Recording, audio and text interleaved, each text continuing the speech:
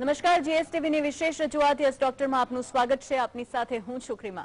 Liver એ આપણા શરીરના સૌથી મહત્વપૂર્ણ અંગમાંથી એક છે. જો આપનું લીવર બરાબર કામ નથી કરી શક્યું તો સમજો કે ખતરાની ઘંટડી વાગી ચૂકી છે. લીવરની ખરાબીના લક્ષણોની અવગણના કરવી ખૂબ જ મુશ્કેલ છે અને આમ છતાં પણ આપણે જાણી અજાણીએ તેની અવગણના કરી લઈએ છીએ. લીવર જ્યારે ખરાબ થવાનું શરૂ થાય ત્યારે આપણા શરીરમાં કયા કયા ફેરફારો આવે છે, એટલે કે તેના લક્ષણો કયા છે તેના વિશે કોઈ નથી જાણતું. તેવા લોકો કે જેઓ એમ વિચારે છે કે તેઓ આલ્કોહોલ નથી લેતા તો તેમનું લીવર ક્યારેય ખરાબ નહીં થઈ શકે, તો તેઓ ખોટા છે. તો કેવી રીતે તમારા લીવરની કાળજી લેવી તે પણ ખૂબ જ મહત્વપૂર્ણ છે. આજે યસ ડોક્ટરમાં લીવરના રોગો અને તેના પ્રિવેન્શન વિશે વાત કરીશું.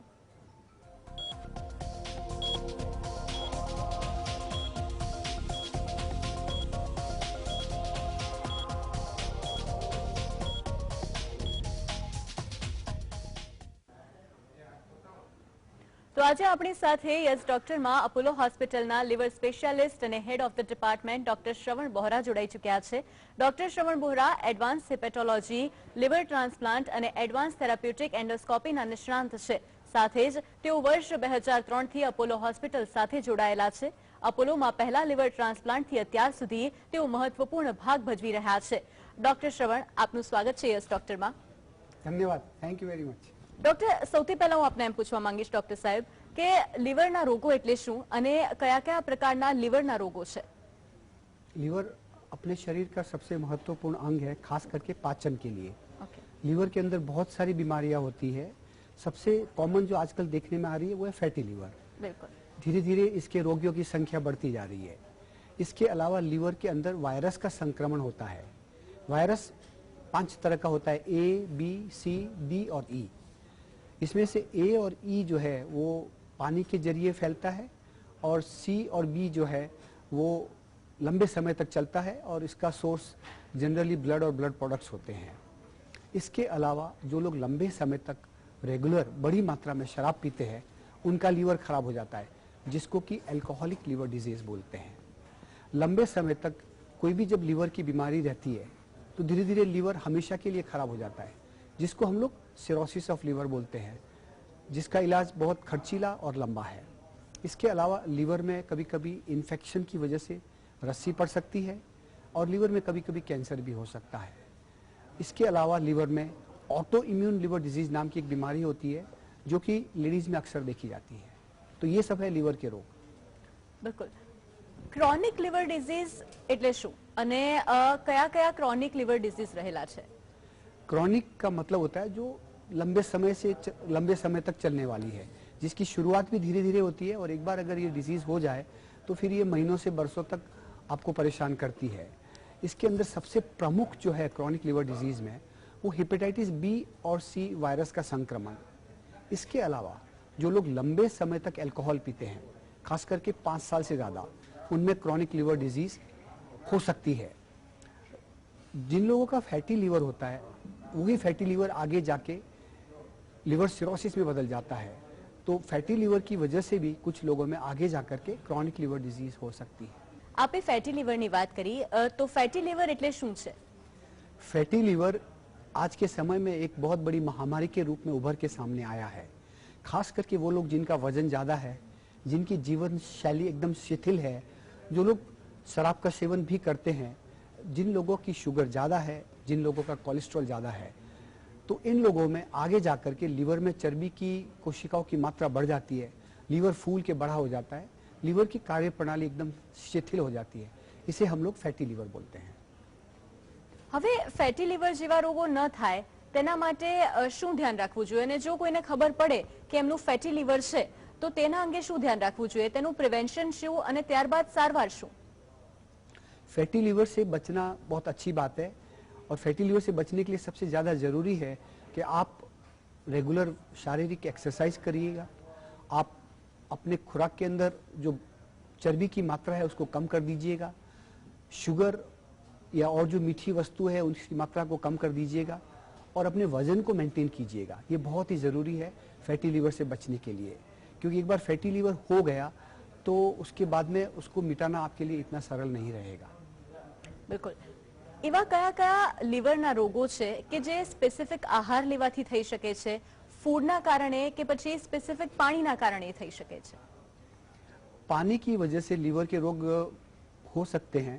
विशेष करके अगर आपका पानी दूषित है तो दूषित पानी की वजह से हेपेटाइटिस ए और ई वायरस का संक्रमण हो जाता है। हेपेटाइटिस ए बच्चों में अक्सर देखा गया है और हेपेटाइटिस ई का संक्रमण एडल्ट्स में होता है, जो कि दूषित पानी की वजह से होता है, जिसको अपन आम भाषा में पीलिया बोलते हैं। इसकी वजह से लोगों की आंखें पीली हो जाती है, बुखार आता है, उल्टी होती है, पेट के ऊपरी हिस्से में दर्द होता है, उनका वजन घट जाता है, जिसको हम लोग हेपेटाइटिस बोलते हैं। तो ये पानी की वजह से होती है और इसको रोका जा सकता है। બિલકુલ. હાલમાં લીવરના કોઈ રોગો થયા હોય તો તેના માટે તપાસ માટેની કઈ પદ્ધતિઓ હોય છે? કેવી રીતે તમને ખબર પડી શકે કે લીવરના રોગનો ભોગ બની રહ્યા છીએ?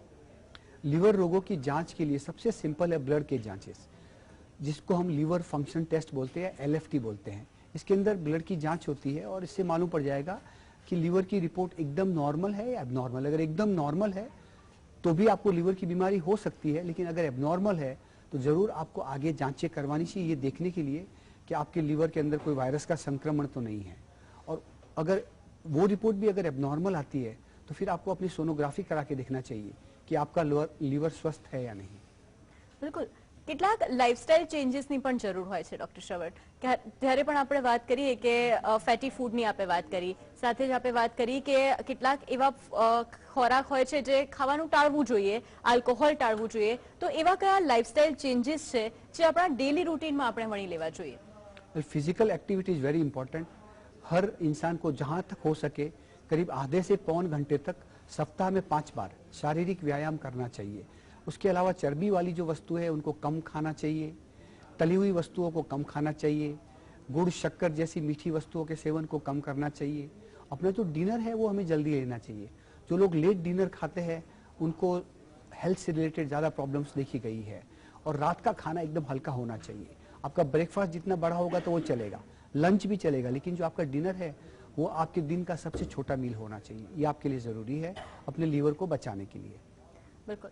હવે લીવર સિરોસિસની વાત આવતી હોય છે, તો લીવર સિરોસિસ એ શું છે?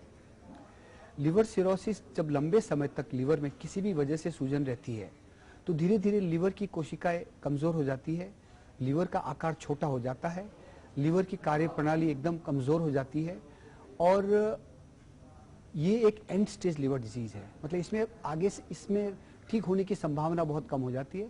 इसको हम लोग लीवर सिरोसिस बोलते हैं। This is a long lasting permanent type of disease जो आगे जाकर के कुछ लोगों में लीवर कैंसर में भी बदल सकता है। બિલકુલ.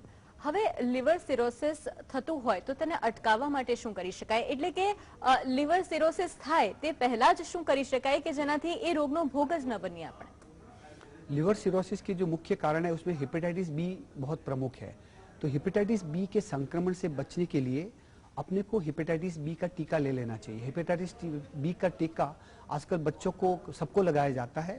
तो हेपेटाइटिस बी का टीका लगाने से हेपेटाइटिस बी के वायरस के संक्रमण से बचा जा सकता है। इसके अलावा जो अस्पताल में ब्लड और ब्लड प्रोडक्ट्स काम में आते हैं, अस्पताल के जो इक्विपमेंट है उससे इन्फेक्शन हो सकता है, या कोई डेंटल इक्विपमेंट जो कि साफ सुथरे नहीं है उससे इन्फेक्शन हो सकता है। तो ये हेपेटाइटिस सी वायरस के कारण होते हैं।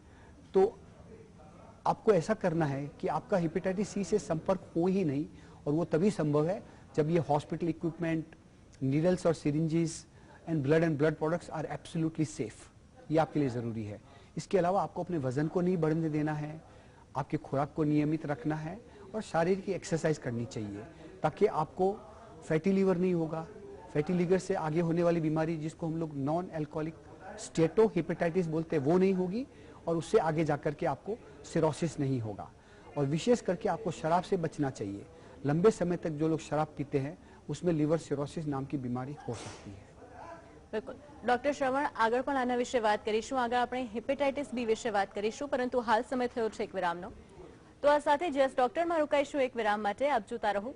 વિરામ બાદ આપનું સ્વાગત છે યસ ડોક્ટરમાં. આપણી સાથે અપોલો હોસ્પિટલના ડોક્ટર શ્રવણ બોહરા જોડાઈ ચૂક્યા છે. ડોક્ટર સાહેબ, હવે આપણે હેપેટાઇટિસ બી વિશે વાત કરી રહ્યા હતા. હેપેટાઇટિસ બી વાયરસ છે તે એક્ઝેક્ટલી શું છે અને કેવી રીતે તેને થતા અટકાવી શકાય છે? हेपेटाइटिस बी एक वायरस का संक्रमण है और ये होने के बाद में लिवर के अंदर एक लंबी बीमारी चलती है, लेकिन वो खाली 5 से 10% लोगों में, जिसको हम लोग क्रॉनिक लिवर डिजीज बोलते हैं। हेपेटाइटिस बी का संक्रमण ब्लड और ब्लड प्रोडक्ट जो कि एकदम सेफ नहीं है, जैसे प्लाज्मा है, प्लेटलेट्स है, या अगर आप ऐसा कुछ डेंटल इक्विपमेंट यूज में आया है जो कि साफ सुथरा नहीं है, या अगर आपने सड़क पे किसी ऐसी जगह पे टैटू करवाया है जो कि एक ही सुई से ये लोग कई लोगों का टैटू एक साथ में कर लेते हैं। और हेपेटाइटिस बी का संक्रमण सेक्स के जरिए भी हो सकता है, विशेष करके सेक्स वर्कर के द्वारा। हेपेटाइटिस बी का संक्रमण अगर हस्बैंड को हेपेटाइटिस बी है तो उससे उसकी वाइफ में संक्रमण हो सकता है, और अगर वाइफ को हेपेटाइटिस बी है तो उसका संक्रमण उसके पति को हो सकता है। और हाँ, अगर माँ हेपेटाइटिस बी वायरस से संक्रमित है तो उसका संक्रमण उसके बच्चे को भी हो सकता है। तो इस तरह से ये हेपेटाइटिस बी संक्रमण के बहुत सारे रूट्स है। और हेपेटाइटिस बी वायरस शुरू में लोगों में हल्के लक्षण करता है, लेकिन आगे जाकर के बुखार आना, पीलिया होना, भूख नहीं लगना, वजन घट जाना, थकान लगना आदि लक्षण देखे जाते हैं। और कुछ लोगों में ये आगे जाकर के लीवर फेलियर नामक खतरनाक रोग को भी जन्म दे सकता है। 5 से 10% रोगियों में हेपेटाइटिस बी आगे जाकर के एक क्रॉनिक लिवर डिजीज नाम की बीमारी पैदा करता है, जो आगे जाकर के लिवर सिरोसिस के अंदर बदल सकती है। बिल्कुल, हेपेटाइटिस बी विषय આપણે વાત તો કરી, પરંતુ તેની સારવાર શું? કોઈ વ્યક્તિને અગર હેપેટાઇટિસ બી વાયરસથી સંક્રમિત હોય તો તે સારવાર કેવી રીતે કરી શકાવે છે? हेपेटाइटिस बी का अगर संक्रमण है तो हम जांच करके देखते हैं कि ये वायरस आपके शरीर में सक्रिय है या निष्क्रिय है। अगर ये वायरस आपके शरीर में सक्रिय है और आपके लिवर को डैमेज कर रहा है तो एक ब्लड की रिपोर्ट से हमको मालूम पड़ जाएगा, जिसको हम लोग HBV DNA बोलते हैं। इस HBV DNA टेस्ट से ये मालूम पड़ेगा कि इस वायरस का काउंट आपके खून में कितना है। अगर आपके ब्लड के अंदर इस वायरस के काउंट की मात्रा ज़्यादा है और ब्लड की रिपोर्ट से हमको मालूम पड़ गया है कि लिवर के अंदर ऑलरेडी सूजन है, तो इसका मतलब हेपेटाइटिस बी वायरस सक्रिय है। तो इसके इलाज के लिए टेनोफोविर, एल्फियामाइड और एंटाकाविर नाम की दवाइयाँ बाजार में उपलब्ध है। ये दवाइयाँ बेहद सुरक्षित है और बेहद प्रभावी है। तो इन दवाइयों को लेने से हेपेटाइटिस बी को अच्छी तरह से कंट्रोल में किया जा सकता है। बिल्कुल, હવે હેપેટાઇટિસ બી બાદ હેપેટાઇટિસ સી ની વાત કરીએ, કારણ કે ઘણા બધા એવા મેડિકલ ટર્મ્સ હોય છે જેનાથી લોકો કન્ફ્યુઝ થઈ જતા હોય છે। તો હેપેટાઇટિસ શું છે તે અંગે દર્શકોને માર્ગદર્શન આપશો। हेपेटाइटिस का मतलब है लिवर के अंदर सूजन, जिसके बहुत सारे कारण होते हैं। उसमें ये वायरस तो है ही, virus A, B, C, D और E। इसके अलावा अल्कोहल से, कुछ दवाइयों से भी लिवर में सूजन आती है, जिसको हम लोग हेपेटाइटिस बोलते हैं। हेपेटाइटिस का मतलब लिवर में सूजन, यानी कि लिवर में सोजो, एक गुजराती में कहेवाय। ओके, हेपेटाइटिस सी એટલે શું, કેવી રીતે તેનાથી બચી શકાય છે? हाँ, तो हेपेटाइटिस बी का जो संक्रमण है वो करीब करीब हेपेटाइटिस बी की तरह ही होता है। वो रूट से जिस रूट से हेपेटाइटिस बी फैलता है उसी रूट से हेपेटाइटिस सी फैलता है। अब हेपेटाइटिस सी की रोकथाम के लिए आपको क्या करना चाहिए कि ब्लड और ब्लड प्रोडक्ट्स एकदम सेफ होने चाहिए। आपको ब्लड एंड ब्लड प्रोडक्ट तभी लेना चाहिए जबकि एकदम जरूरी है। आप बार्बर की शॉप पे जाके अपना शेविंग करवाते हैं, अगर वहाँ पे भी अगर वो साफ सफाई नहीं रखे तो वहाँ से भी आपको हेपेटाइटिस बी और सी का संक्रमण हो सकता है। इसके अलावा हेपेटाइटिस सी का संक्रमण कभी कभी हस्बैंड से वाइफ में और वाइफ से हस्बैंड में भी हो सकता है, हालांकि इसकी संभावना कम रहती है। बिल्कुल, सड़क पे आप टैटू बनाते हैं, उससे आपको हेपेटाइटिस सी का संक्रमण हो सकता है। बिल्कुल, हेपेटाइटिस सी ની સારવાર શું છે? हाँ, हेपेटाइटिस का इलाज बेहद इफेक्टिव है और आजकल बहुत अच्छी दवाइयाँ उपलब्ध है। तो ये दवाइयाँ लेने से, जिसका 3 से 6 महीने का कोर्स होता है, जिसमें वेल्पाटास्विर है, सोफोस्पोविर है, डेक्लाटास्विर है, ये सब दवाइयाँ अवेलेबल है। ये दवाइयाँ बेहद प्रभावी है और 3 से 6 महीने का कोर्स लेने से हेपेटाइटिस सी वायरस को पूरी तरह से समाप्त किया जा सकता है। बिल्कुल, હવે લીવર કેન્સરની વાત કરીએ ડોક્ટર સાહેબ, તો આ લીવર કેન્સર શું છે, શેના કારણે આ લીવર કેન્સર થાય છે, સાથે જ અને જો લીવર કેન્સર થયું હોય તો તેની કોઈ વ્યક્તિને કેવી રીતે જાણ થઈ શકે?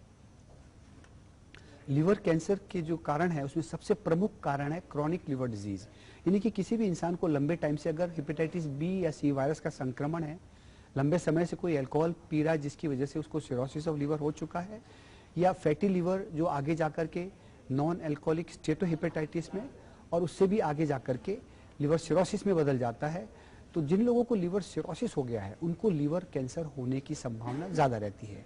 लीवर कैंसर के लक्षण क्या है? इसके एक्चुअल में लक्षण बहुत कम है और कई बार मरीज को मालूम नहीं पड़ता है। जब तक मरीज को मालूम पड़ता है तब तक उसका लीवर बुरी तरह से खराब हो चुका होता है। पर इसके लक्षण है वजन घटना, पेट में दर्द होना, भूख नहीं लगना, पेट में सूजन आ जाना, पैरों में सूजन आ जाना, पेट में पानी भर जाना, बेहोशी छा जाना, पीलिया हो जाना, तान आ जाना, पेशाब बंद हो जाना आदि लक्षण इन रोगियों में देखे जा सकते हैं। બિલકુલ. લિવર ફેલ્યોરની જો વાત કરીએ તો લિવર ફેલ્યોર એક્ઝેક્ટલી શું છે અને તેના માટેની આ ટ્રીટમેન્ટ કેવી રીતની હોય છે? हाँ, लीवर फेलियर का मतलब जब लीवर की कार्य प्रणाली बहुत बुरी तरह से बिगड़ जाती है, लीवर ठीक से अपना काम नहीं करता है, तो लीवर फेलियर कहते हैं हमको, हम उसे लीवर फेलियर कहते हैं। लीवर फेलियर के कारण में सबसे प्रमुख है वायरस का संक्रमण। हेपेटाइटिस ए, बी, सी और ई वायरस के संक्रमण से, ज़्यादा अल्कोहल लंबे समय तक पीने से लीवर फेलियर हो सकता है, या कुछ आप ऐसी दवाइयाँ ले रहे हैं जो आपके लीवर को माफिक नहीं आ रही है, विशेष करके टीबी के इलाज के लिए काम में ली जाने वाली दवाई है, तो इससे आगे जाकर के लीवर फेलियर हो सकता है। और लीवर फेलियर के लक्षण होंगे पीलिया हो जाना, पेट में पानी भर जाना, पैरों में सूजन आ जाना, बेहोशी छा जाना, तान आ जाना, वजन घट जाना आदि, जिसको हम लोग लीवर फेलियर बोलते हैं, जो कि एक बेहद खतरनाक बीमारी है। બિલકુલ.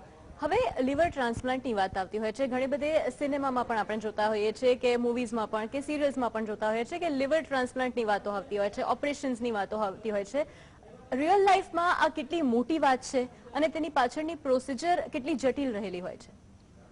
Liver transplant end stage liver disease के लिए या लीवर फेलियर के लिए एकमात्र इलाज है। एक समय के बाद में दवाइयाँ इन मरीजों को नहीं बचा सकती है और अपने पास लीवर बदलने के अलावा और कोई रास्ता नहीं रहता है। लीवर ट्रांसप्लांट एक जटिल प्रक्रिया है, इसके अंदर एक बहुत बड़ी टीम की ज़रूरत होती है, हॉस्पिटल के अंदर बहुत सारे इंफ्रास्ट्रक्चर की ज़रूरत होती है और सबसे महत्वपूर्ण है एक ऐसे लीवर की ज़रूरत पड़ती है। वो लीवर कहाँ से आएगा? मरीज का लीवर तो खराब हो चुका है, उसको तो अपने को निकाल के हटाना ही पड़ेगा, उसकी जगह पे नया लीवर लगाना पड़ता है, जिसको हम लोग लीवर ट्रांसप्लांट बोलते हैं।